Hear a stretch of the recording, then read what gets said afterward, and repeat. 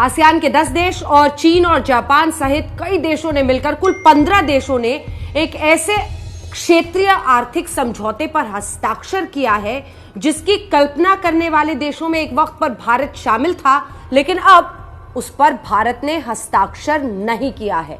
RCEP क्यों ऐसा हुआ है हम आपको बताते हैं। जी हां, इस एक्सप्लेनर में हम आपको समझाएंगे कि जिस क्षेत्रीय आर्थिक समझौते पर पूरे विश्व की नजर थी, आखिर उसमें भारत शामिल क्यों नहीं हुआ। आखिर क्यों प्रधानमंत्री नरेंद्र मोदी ने कहा कि यह हिंदुस्तान के हित में नहीं है, और क्यों हमने यह तय किया कि हम इसमें शामिल नहीं होंगे। तो सबसे पहले तो आपको बताते हैं, आसियान यानी association of south east Asian Nations, यानी वो देश जो इस पूरे रीजन में, और हमेशा से प्रधानमंत्री नरेंद्र मोदी ने कहा है लुक ईस्ट, हमें इन देशों में बेहतर कोऑर्डिनेशन, बेहतर तरीके से मेल जोल की तरफ काम करना है। लेकिन आखिर इस समझौते को उन्होंने हिंदुस्तान की नीतियों के खिलाफ, हिंदुस्तान के हितों के खिलाफ क्यों माना, तो आप समझेंगे कि यह कितना बड़ा फैसला। हालांकि आपको यह भी बता दें कि RCEP में हस्ताक्षर करने का रास्ता अभी भी भारत के लिए खुला हुआ है, लेकिन अभी भारत इससे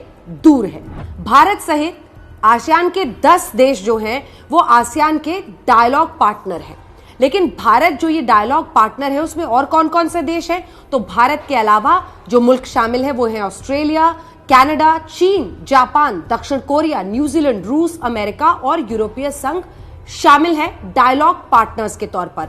क्या है RCEP, अब आपको यह बताते हैं। रीजनल कॉम्प्रिहेंसिव इकोनॉमिक पार्टनरशिप, इससे जितने भी ये मुल्क हैं जब आपस में ये ट्रेड करेंगे तो न सिर्फ टैक्स के कई बेनिफिट्स मिलेंगे, बल्कि क्षेत्रीय रूप से एक दूसरे को फेवर भी करते हुए नजर आएंगे।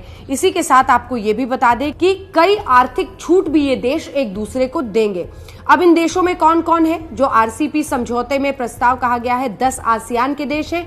जो देश शामिल है जल्दी से उनके नाम आपको बता देते हैं। वो देश है Brunei, Indonesia, Cambodia, Laos, Malaysia, Myanmar, Philippines, Singapore, Thailand, Vietnam, और 6 अन्य देश जो शामिल हैं वो हैं ऑस्ट्रेलिया, चीन, जापान, देखिए बड़े बड़े मुल्क इसमें शामिल हैं, न्यूजीलैंड, दक्षिण कोरिया। इनके बीच एक मुक्त व्यापार का ये समझौता समझ लीजिए RCEP है। टैक्स बेनिफिट्स भी, कई आर्थिक छूट भी एक दूसरे को देंगे। लेकिन हिंदुस्तान के नजरिए से वो कौन सा खतरा था जिसकी वजह से प्रधानमंत्री नरेंद्र मोदी ने कहा कि हम RCEP के समझौते पर हस्ताक्षर नहीं करेंगे। वो वजह था चीन। वो वजह थी चीन की वो नीति जिसमें वो तमाम ऐसी चीजें जो लो क्वालिटी प्रोडक्ट्स है उसको कम कीमतों में, हिंदुस्तान के नजरिए से यह खतरा था कि हिंदुस्तान डंपिंग ग्राउंड बन जाएगा। आपको हम बताएं पहले, ये जो देश हैं इनकी क्या स्टैंडिंग है वर्ल्ड में, तो जो विश्व की कुल 30% आबादी है वो इन देशों में है। जो GDP पूरे विश्व का है उसका 30% इन देशों में आ जाता है। तो हिंदुस्तान के नजरिए से ये बड़ी चीज थी, पूरे विश्व की इस पर नजर थी। लेकिन जो चीन का सस्ता माल है उसका डंपिंग ग्राउंड हिंदुस्तान ना बन जाए, क्योंकि इतने कंज्यूमर्स हैं इस देश में। इस वजह से हिंदुस्तान ने यह फैसला लिया कि हम RCEP पर फिलहाल हस्ताक्षर नहीं करेंगे। हालांकि ये रास्ता अभी भी इंडिया के लिए खुला हुआ है। आपको बताएं, भारत को यह RCEP का प्रस्ताव आखिर क्यों सही नहीं सुहाता।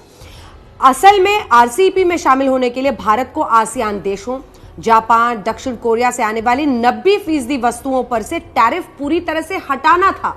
आप इसका मतलब समझ रहे हैं। इसके अलावा चीन हो, ऑस्ट्रेलिया हो, न्यूजीलैंड हो, 74% सामान टैरिफ फ्री कर देना था। इसलिए भारत को यही एक वजह दिखाई दी कि हिंदुस्तान एक डंपिंग ग्राउंड ना बन जाए, क्योंकि जो कंज्यूमर्स की संख्या है, हिंदुस्तान में जनसंख्या है, उसकी वजह से ये बहुत बड़ी चिंता थी। अब ये सिर्फ चीन से आए हुए सामान की चिंता नहीं है, ये जो डेयरी प्रोडक्ट्स न्यूजीलैंड से आना है, और इसीलिए जो हमारे ऐसे तमाम किसान हैं जो डेयरी प्रोडक्ट्स पर निर्भर करते हैं, तो उनकी भी इंटरेस्ट के खिलाफ था। उनके लिए ये एक बहुत बड़ी चुनौती बन जाता। इसलिए हिंदुस्तान ने यह फैसला लिया कि हम इस पर हस्ताक्षर नहीं करेंगे। अब भारत क्या करेगा, यह सवाल भी पूछा जाएगा, क्योंकि क्षेत्रीय आर्थिक समझौते के तौर पर अगर आप देखें तो PM की ये पॉलिसी थी, एक्ट ईस्ट पॉलिसी। लेकिन अगर इतने बड़े समझौते से हमने अपने आप को दूर रखा है, तो यह सवाल पूछा जाएगा कि ये जो तमाम मुल्क हैं वो चीन और जापान जैसे देशों के करीब हो जाएंगे। ऐसे में हिंदुस्तान के लिए अगला कदम एक चुनौती होगी।